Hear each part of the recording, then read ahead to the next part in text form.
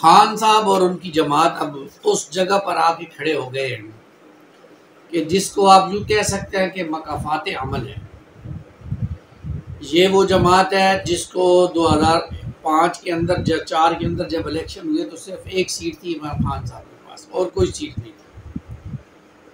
फिर खान साहब ने इस्टेब्लिशमेंट का सहारा लिया तो इस्टेब्लिशमेंट से इधर से बंदे तोड़े, उधर से बंदे तोड़े, किसी को खरीदा, किसी को डराया, किसी को धमकाया और खान साहब की जमात को तैयार कर दिया, परवान चढ़ाया, पानी लगाया और उसको परवान चढ़ाया और उसको इलेक्शन जितवाया और उसको हुकूमत दिलवाई।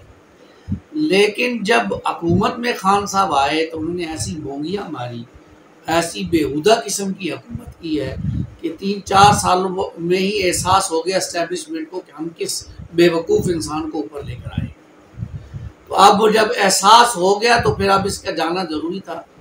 तो उन्होंने तो बड़ी इज्जत के साथ इसको जो है वो पार्लियामेंट के ज़रिए से घर भेजने का मामला किया, लेकिन खान साहब फिर अपनों से अपनी जो चादर थी उससे बाहर निकलना शुरू हो गए।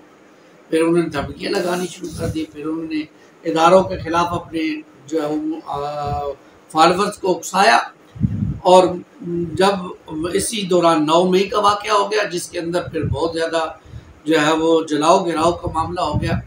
अब ये वो बातें हैं जिसको समझने की ज़रूरत है कि जब आप इदारों के साथ टक्कर ले रहे होते हैं तो फिर आपको ये भी मालूम होना चाहिए कि आपके पास ताकत क्या है और वो जो ताकत आपके पास है वो आपकी बात सुनती भी है या नहीं सुनती।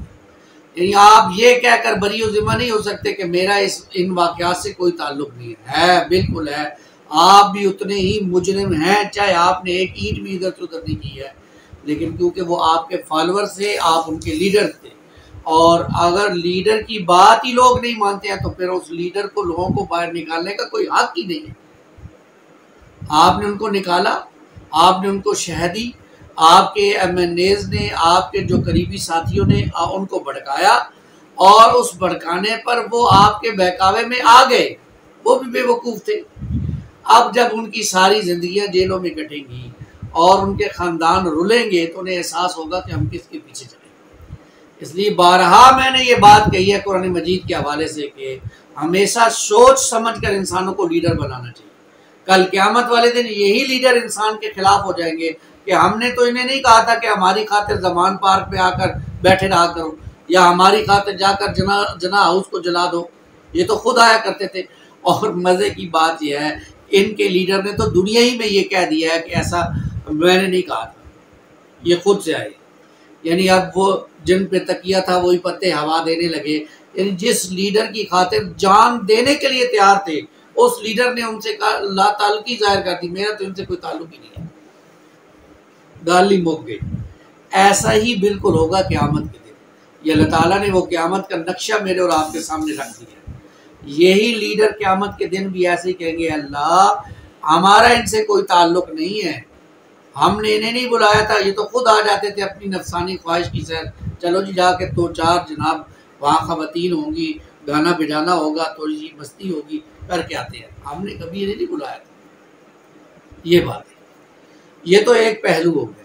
दूसरा पहलू PTI वालों के हवाले से ये है कि जमातें और लीडर हमेशा मारे खाने से बनते हैं, जेलों में जाने से बनते हैं और जो लीडर जेल जाने से घबराता हो वो कभी लीडर नहीं बन सकता।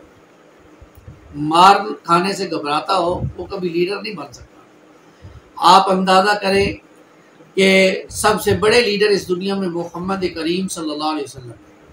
आप सल्लल्लाहु अलैहि वसल्लम को भी तकलीफ़ें बर्दाश्त करनी पड़ी हैं, आपके जिस्म में अतर पर ओजी मुबारक रखी गई, आपको शेब अबी तालिब की 3 साल कैद काटनी पड़ी है। तो खान साहब जेल से तो घबराते हैं, सुप्रीम कोर्ट चले जाएं, बाहर पुलिस हो तो सुप्रीम कोर्ट से बाहर ही नहीं निकलते, कहीं से पकड़ ले जाए। और फवाद चौधरी का वो भाग भाग भाग वाला जो आजकल क्लिप बना हुआ है, बड़ी बेइज्जती का मकाम, शर्म का मकाम है। इतना बुज़दिल लीडर, इतना बुज़दिल लीडर कि जो जेल जाने से डरता हो, उसके पीछे इंसान चलना शुरू कर दे तो वो जो कुरान ने कहा ज़ाफ़त तालिब वल मतलूब, ये बिल्कुल फिट बैठता है PTI के लीडर्स पर भी और PTI के पीछे चलने वाले फॉलोअर्स पर। जैसे ज़ौफ़ ये भी है, जिसके पीछे चला जा रहा है वो भी बुज़दिल और जो पीछे चलने वाले हैं 4 डंडे खाने के बाद ही कहना शुरू कर दिया हमने तो ये काम नहीं किया जी, फलां जी की फलां हो गई फलां। ये लोग जाने देंगे आपकी खातिर? ये लोग आपको जो है वो आपकी खातिर बाहर निकलेंगे? मुमकिन ही नहीं।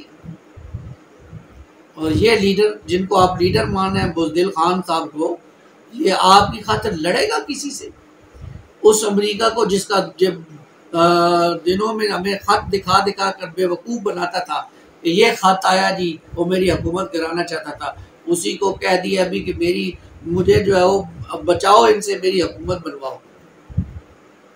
ऐसा लीडर जो बात बात पर बदल जाता हो, जो बात बात पर झूठ बोलता हो, जिसका न कोई इखलाकी पहलू हो, इखलाकी किरदार हो, न कोई जो है जमाती किरदार हो, उसके पीछे चलने वाले ज़ाफ़त तालिब वल मतलूब की बेहतरीन मिसाल है। अल्लाह ताला हमारी हिफाजत फरमाए। शुक्र है, मैं तो कहता हूँ अभी भी शुक्र है कि कुछ लोग जिनको समझ आ गई है, जो पहले लाए गए थे अब वो ले जाए गए हैं।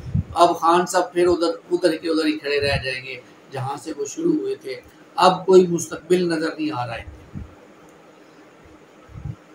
तो इनके जो फॉलोअर्स हैं, मैं तो उनके लिए दर्द रखता हूँ। मेरे कुछ स्टूडेंट्स भी हैं, कुछ दोस्त भी हैं जो इसके पीछे अंधों बैरों की तरह चलते हैं। खुदारा समझ लो कि ये बंदा किसी काम का नहीं, ये बुज़दिल इंसान है। इसके अंदर तो इखलाकी गिरावट तो है ही है, बाकी इंसानियत और हमदर्दी और शुजाअत नाम की भी कोई चीज़ नहीं। बाहर आ जाओ, इससे दूर हट जाओ और अपनी ज़िंदगी दुनिया भी संवारो, अल्लाह के साथ दौड़ लगा के आखिरी आखिर भी संवारो। अल्लाह करे ये बातें लोगों को समझ आ जाए। हमारा काम तो बयान करना है, बताना है। अब कोई माने ना माने ये तो उसके अपनी फहम पर है, उसकी सोच के ऊपर है। अल्लाह ताला इसकी समझ अता फरमाए।